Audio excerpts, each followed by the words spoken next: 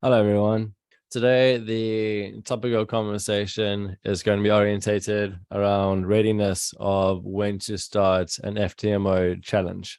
So I suppose, okay, so let me go to you rather than just blah blah blah blah blah myself, and let's figure out what are the feelings that one goes through in terms of that nod of approval. I've got a cold, so bit of a hazy brain at the moment. So I'm just thinking on my feet in terms of how we should go about this. All right, no, let's do it that way. All right, okay. So, okay, let's hear what are your 6 reasons or your 6 feelings or whatever it is, your 6 list of knowings that you're ready to take the FTMO challenge. Let's hear what they are. Awesome. So I don't know if I have 6 reasons.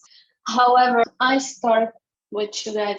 I don't know how long it's been, maybe 4 or 5 months now. I did about 5 demo accounts, which I failed one, and I couldn't make the goal on the second one, and I passed the other 3 by enormous amount. So I was like, and I went back to the videos and of course studied everything. Did not miss any meetings. So I was like, okay, my skill looked good. So I was not confident on going on paid challenge. I think I manifest this failure. I signed up for it a week ago, and the whole week I was like, oh, I probably will fail this. Where I was going back in the demo account, take my trades, and my goal is $1,000 a day, and I was making that with 2 trades in the morning, and I was disciplined, walk away. I worked on my turning points, reading the course material, practice my patience and my everything. But I don't know what happened yesterday. I opened my first trade and I was in a different space. I overtraded, I revenge traded, I did everything that I was not supposed to be doing. So here I am. What would you imagine some of the reasons for that being? Stubbornness. So I made my goal for the day with my 2 trades, and I was like, oh, let me calculate how much I need to pass the challenge, 20K. I was like, okay, if I make, and I calculated my days, and I was like, oh, I probably need 1,100 to pass the challenge. So let me do one more trade. That one more trade. And I was talking to my son, he was going to school, and that's when I did not pay attention to the position opener calculator. And I was not paying attention to none of that. So I opened the position and I figure out that my losses are larger than it's supposed to be. And I see I was at 7 point some lots. And I was like, okay, it will go back up, knowing that it's not. So I was just, that's how I felt. I think there's something more. I think there's something underneath there. Yeah. All right. So I want to chat a little bit to the subject, and then we're going to continue dissecting what it takes and the readiness that one should experience before opening up a FTMO challenge. Now, if you look at a traditional like Wall Street firm, they've got managers and skilled, really intelligent staff in various departments that are allocated to pretty big responsibilities. They'll have a risk management department. They'll have their junior traders, their more experienced traders, and the senior traders, and the managers that they all feed into. Then there's the guys who look for opportunities, those, I suppose, who do direct swaps or sales of certain equities, commodities, and so on to other competing firms, and so on. Then there's the accounts department, sales department, and so on. You kind of get the gist of it. So we've got a lot on our shoulders when it comes to trading. We've got to do one's sorry, I just want to refresh quickly. Everyone's job, it's all on our shoulders. Everything we do is up to us. And that's a lot of pressure, because the charting is something that would be able to quite comfortably get down I mean, we use the resonance rings, we look for double tops, we look for symmetrical triangles and a few other things. With the experience, as Kay was saying, especially like 4 months, 5 months of experience, the repetition and using a discipline in a skill set and a tool set that's limited to certain environments and nothing more than that, like just using that enough times puts us into a strong place in terms of our forecasting ability. But that's kind of one segment of the open floor plan that's looking good. So that's the trend reading. That's the anticipation of the future, the projections. Basically, the big boy money hangs out in that department, because those who can identify trends in the future and where business will be 3, 6 months or to a year from now, those are the crowd that earn like the big bucks. Then you get the technical crowd who handle the trading itself, so the technical environments, and that's where the screens are open and they buy and sell, and they have the algorithms and they're supporting technology to make sure that the trades are executed correctly and there's no glitches and so on. Then, of course, you get the guys who do the monitoring of the performance, which will be where you get to, if it was you, get to know your numbers. Like, what is your performance? What is your win-loss? What is your consistency of wins? How big are your positions set? Can you keep a cool head in hot conditions? What is your consistency like over a period of time where life happens? Sometimes, I don't know, maybe one of your kids, God forbid, fall off their bike and break the arm, and you need to come up with money really quickly if you're not on medical aid or whatever. Life happens. I mean, there's so many different scenarios that could unfold. So, and then there's that pressure on the now moment to perform so you can get money off the exchange and pay for these environments that require extra money. There's knowing your numbers, knowing your performance, monitoring yourself, which isn't comfortable. It's not romantic. It's not sexy to monitor yourself, right? Because you kind of feel restricted and held back. So then there's that whole component. I suppose risk management, if I haven't mentioned it already, sorry, again, I'm a bit cloudy. Having kids, man, it's a coughing kid is not great for health. So from a risk management perspective, I mean, that's a whole science in itself. When do you go bigger? How big do you go? Is it worthwhile just to close the charts down after you hit your daily target and walk away? Or is it more beneficial to apply your skill and get the results upfront immediately? Like there's so much going on, which is the reason why the mind map that I've got, or the flow chart, whatever you want to call it, is progressively getting bigger and bigger, because as I'm identifying certain components to it, I've got to keep on adding to it, as trading is multi-layered. It's not just cut and dry, simple Simon stuff. A lot of pressure is on a person, and identifying that, what I've tried to do is to simplify as much of that as possible. With the setting of the positions inside MetaTrader, we've got that position size calculator, which automatically sets in a stop loss, and you shouldn't be too vulnerable to a major loss. Even if there's a wick that comes in a super aggressive manner and hits your stop loss within seconds as soon as you open up a trade, you shouldn't really lose much, as you're not putting in more than, I would say, 1 to maximum 3% of your account. And this is not just to pass the challenge and to pass the verification. This is funded life. This is behaviors that you'll continue, because if you're passing challenges with this behavior, then you best hold on to this behavior once you're getting funded. So we've got that to lower the downside and protect as much as possible, and of course add that risk reward position sizing into the now moment of what the energy is doing in the market, so that you can't go cowboy. However, you do have the best read on the market because you're working with the actual energy of the now. All right. So other guys will thumb suck with the lots and use their EMA, stochastic switches, and whatever else, whatever RSI strategy that some poor person has sold them to believe will work. Whatever, like they are running kind of blind. They're hoping for a good risk reward.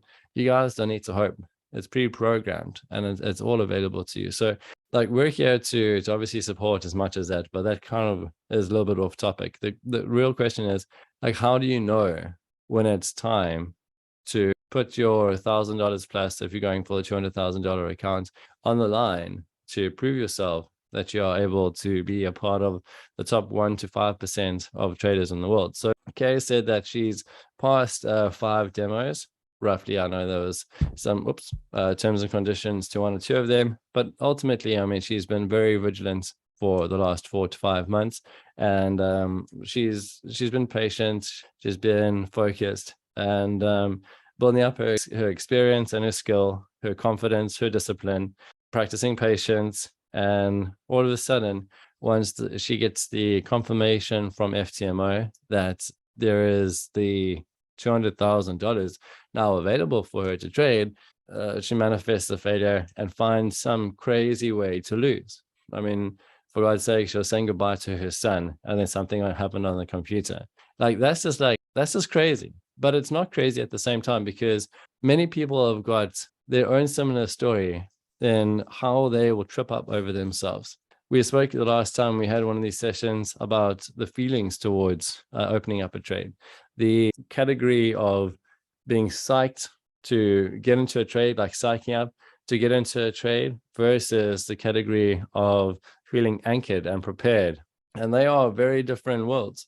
So what is it that takes a person from anchored and disciplined and skilled and confident with the demo environments, and then switches them into the realm of psych? Okay, let me just one more trade. Well, I've done so well today, let me just do a little bit better. Like it's like that emotional stroke to the back of the head, a little hug of the ego, a kiss on the forehead to be like, you're awesome, or whatever that works out to be. So the clear distinction for me between readiness is a person's emotionality. Where are they in terms of the ability to hold the weight of an entire floor of responsibility?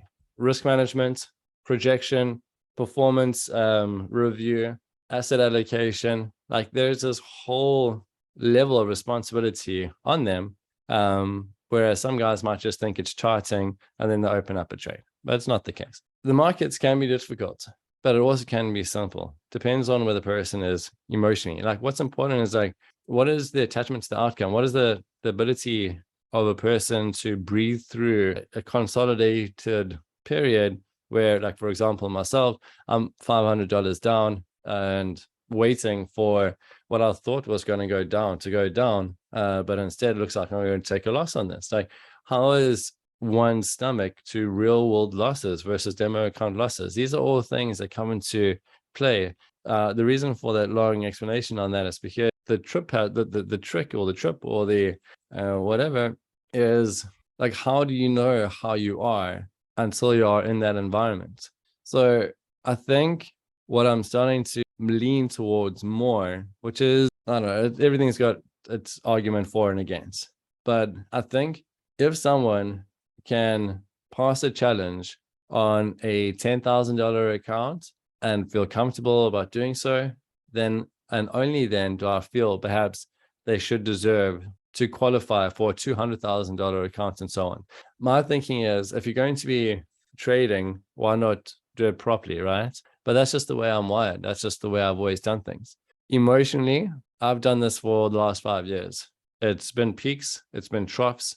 I've seen the good, the bad, the ugly. I've got to see sides of myself that I've been quite embarrassed about. Really weak sides. Begging little boy, oh, please just turn around price. Like some really weird things that would never come up in a real world circumstance around my mates or whatever. So I've had to deal with that, but I've done so time and time again, month after month, year after year. Is everyone in the same position? Hardly. So perhaps before going into a $200,000 account, a $100,000 account, maybe it should be so that, because we've got the equipment to do so, and we've got the position size calculator already set up, working with FTMO, working with MetaTrader. So perhaps before a person thinks they're ready for the major leagues, maybe they pass the $10,000 account first, because it's actually more difficult I mean, it's the same thing as DJing. Like when I used to DJ, I would imagine that a large crowd would be intimidating, but it was the inverse to be true. It was a room of 30 people at a basement VIP room that was a lot more difficult than the 3,000 people that I played to a few hours later. It is the $10,000 account where you're just making $50 on a trade or just getting over the line. It's actually more challenging than the bigger numbers, because the bigger numbers have got variance, you got reward, you got emotional attachment to seeing the thousands of dollars rack into your profits side of the P&L, and that kind of thing. So let me just kind of get back to what we've got so far. One is you need the right tools on the many levels to support you, because evidently you're doing what an entire firm would be doing, but you're doing it on your own with no one really to compare notes against. Like you can't look across at the table next to you or the desk next to you or the guys behind you, or have a break at lunchtime with your members who are in the same boat. Like right now, the challenge for you guys is that you're on a global time matrix. Like there's different time zones, so not everyone's always active, and also the markets aren't always active in everyone's time zones. So that's the divide there. I'm not sure what's happening outside of the main community chats, as I've seen Discord is like a graveyard, so I know it's not happening there. So I'm not sure if there's maybe sub Telegram groups that are broken away and there's like a bunch of new friends who are trading together. I often hear from guys that they've been messaged privately. I'm like, yeah, that's fun. But I mean, I don't know what's happening outside of the main group. However, like, do you guys have your success team? Do you have guys that you can hold yourself accountable to, perhaps, or lean in on their strengths and learn from them? Is there some reciprocity that's going on behind the scenes, perhaps? Like, do you feel that you are adequately equipped to trade $200,000 worth of capital of a firm's money on your own? Because if that's not the case, then it's best to start identifying where the weak spots are and then get strong in those areas, as the odds are stacked against us, which is a great challenge for me. But we were just speaking today, Emil and I, a lot of guys have fallen by the wayside. Good people, they've just faded into the distance or got distracted with their day job or something else that wasn't the markets, because they didn't have the toughness of what it requires to succeed here. It's a very different animal for most. Are you equipped for that? Do you have the tools? Yes, you should. Do you have the forecasting capacity? Yes, you should. For anyone who's just joined MTOPS, it's just a matter of time, repetition, and then you get to see the markets. Emotionally, are you ready? If not, how are you dealing with these environments? Who's monitoring your results? I know it's not your spouse, because most partners are just absolutely tired of hearing anything related to trading. So this is where we come together as a community to lean on one another and chat. You get extroverts, you get introverts, you get guys who are sometimes too not afraid, but I suppose as introverts a little bit shy to actually step up and say anything. However, there's a lot of growth that's required here. So my recommendation, know yourself, of course. Where are you weak? Where are you strong? And get help or offer in exchange for reciprocity your strengths for something else to help out someone else, maybe where you're weak. Like set something up to make sure that you find it. Because if you go and at this alone, you're carrying all of that weight on yourself. And sure, if you pull it off, that is really admirable. So fantastic, because it's a ton of pressure.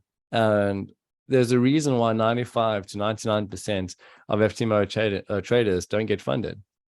They try to take it all on themselves, and they don't have what we have, for example. So I'm looking to train guys to get through those environments, because as you already know, if you can do that, there isn't a firm out there, Wall Street, beyond, your family members, whoever, they wouldn't take you on as someone who would be able to handle and monitor and manage and expand their hard-earned capital. If it's an investment fund or if it's a family trust or whatever it is, if you can pass FTMO and remain funded, you're in the top 1 to 5%. To get there, not easy, but certainly very possible. Okay, so let's move on. Let's try it from the bottom this time. Who is XZRZCKX? I always forget. Can you chat? If not, Susan, can you chat? Yeah, I'm here. So Susan, how would you know you're ready to take on an FTMO challenge? Well, I passed the demos with flying colors. I was feeling really confident. I took the 200K challenge and failed my daily drawdown by $500. Oh. So now I'm struggling with that big F failure. My confidence is way down now. Thoughts are going in my head now, like, you're not a trader. You've never even looked at a chart before. So I got to get rid of those negative thoughts. Because those demos, I almost seem effortless. You've made it so easy. But the mindset, that's another thing. So I'm struggling with the failure, of failing the 200K challenge. Because I was really confident and passed the demo accounts, so I just need to work on my negative thoughts inside my head. Now, what I don't want to offer you is like rah positive thinking bullshit where you have to get yourself out of state and into state to try get yourself convinced that you can do this. So that's not what I want to offer, because we are going through a lot right now. The world's in a questionable place and so on and so forth. So to say sleep more, drink more water, exercise, do positive affirmations, do meditation, blah, blah, blah, blah, blah, isn't where I want to go with this. What I want to just fall back on, which I may have mentioned a number of times in the past, is that the market, it doesn't have a memory. It doesn't ever remember. So what I mean by that is the next time you open a trade, it's neutral straight up again. And the only reason why you would keep that failure with you is because there's something inside you that is obviously trying to protect you, but somehow gets reward from being there other than the protection. It wouldn't be there if you weren't attaining something from that. So my recommendation is to ascertain what that feels like. What is truly going on underneath, like the why behind the why. Like just keep on going down there just to see why you would choose to hold on to the negative thoughts. Because like as I've said before, like the body only remembers an emotion for 90 seconds and the market doesn't remember anything, and it doesn't hold a grudge either. So it's totally you that's holding yourself back. My recommendation is to keep on digging, clawing at the reason as to why you would hold on to that. Whereas you're a successful business person, lady, and you've been doing what you've been doing for a greater period of time. You own a business, you've done so well, you've failed all along the way, I'm sure. Otherwise, how else would you have been able to keep everything going? Why did you continue there? However, as if you can't do this. Like there's all that kind of thing. In terms of your mental game, you're correct. It's best to ascertain the why behind the why on that. And the mental game, I think, comes along the lines of maybe too much too soon. That imposter feeling, perhaps. It could be a good idea to take my recommendation and to first prove that you can do it on a $10,000 account, as $200,000 it's an emotional attachment to like a very, really fanatical, fantastic life. If you're getting a 10% growth on $200,000 every month, the $20,000 extra, even if it's not your sole income, extra, is something most people haven't dreamt of in their lives and achieving, and just sitting at a chart and that kind of stuff, making it happen. Like, so I think there's also a desensitization to the outcome that needs to happen as well. And I think I mentioned in one of the videos that there should be the obsession towards the process rather than the payout. Let us know how your mental game unfolds, because I'd hate to lose you, Susan. And again, it's only you that's holding on to the failure. Go. I think we got like 8 minutes left. Ruby, I know it's not Ruby, but whoever Ruby's account is, how are things going for you? Okay, Rod contact, Rares. Yeah, now I'm here. All right, great. Hi, Ruby. It's Jasper.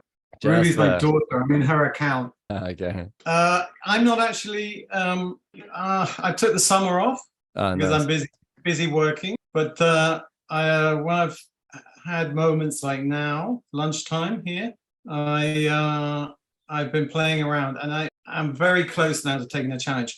But I've been with you for a year at least, and I've not actually done the challenge. So I'm pacing myself. Well, that's very positive. What has given you what is the reasoning behind the pacing? Because that's really good. Well, I tell you what, I got into, you remember a while ago we were doing the opening of the S&P, and that was, for me, I was just doing it on paper and it was going very well. And then suddenly I just blew up every time. I was always doing something really stupid. And then, so I think that kind of set me back to going back to square, the beginning of MTOPS and sort of rebooting. And then I just got busy with work and kids and life and schedules and everything. However, that's all becoming a lot. For me, September is like the beginning of the year, where the kids go off to school. The summer, the heat cools, and so my plan is to do my first FTMO challenge in the next few weeks, because I've been doing it on and off over the summer, and it's gone pretty well. Excellent. I think. I don't know, but I think sometimes it does blow. It doesn't. I don't always pass it. Sometimes I blow up, but I think partly I blow up because it is the challenge, and I can do stupid things. So I'm interested to see if I'm actually paying the money, that I won't do those stupid mistakes. Yeah, please keep us posted, because there is something about paying the money that changes everything. Like the free demos, guys are flying around in superhero hero capes, time after time, position after position, and it's incredible. As soon as they paid money towards something, there's this consequence, there's attachment to outcome, there's this whole set of different emotion that overthrows them, and they feel like quite defeated in a magnified way if something small throws them off balance.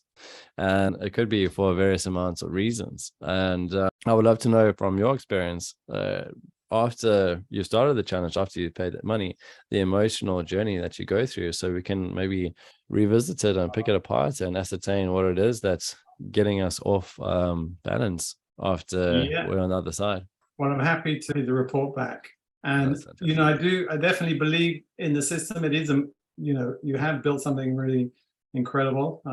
When we stick to the game plan, it does work. Yeah, and that's the thing. The common denominator between everyone's failure is that they rear off or they move away from the rule set for some reason. And everyone's got their own reason. They manifest failure for some unbeknown certain reason, and if they just kind of stick to the rules, which is obviously something that Emil and I have identified, so we're working quite hard on our end to try restrict the amount of freedom that traders have. However, it's taking a lot of time. There's so many moving components. Emil now has 4 different systems to monitor, and so it's growing exponentially, and it's fun. However, what I think would be best for traders is not to have as much freedom as they currently have, as there's a lot of weight on the shoulders, of course. And we're simplifying. I agree. We're our own worst enemies often. Yeah, true that. That's been so great to catch up with you. Please keep us up to date. Susan, please keep us up to date. Kay, please keep us up to date. Guys, I'm going to jump off the call. I've got another meeting after this. Thanks for tuning in and hanging out, and let's chat this time next week. Bye. Thank you. Ciao.